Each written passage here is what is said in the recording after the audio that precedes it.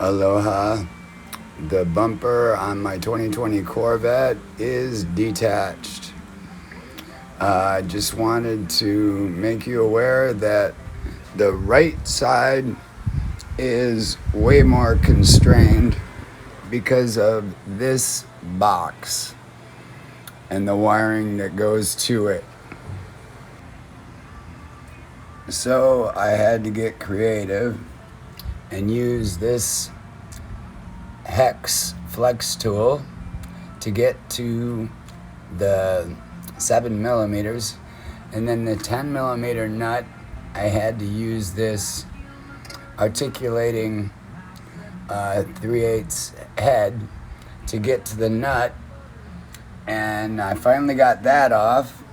And then to get the wire connectors off, they were really on tight. I had to put a small screwdriver in between the two pieces and put some silicone oil down there and let that sit for a minute, and then they came off. So now I have to ask my wife to help me carry this and put it on some towels so that I can remove that Z51 spoiler and install the high wing spoiler.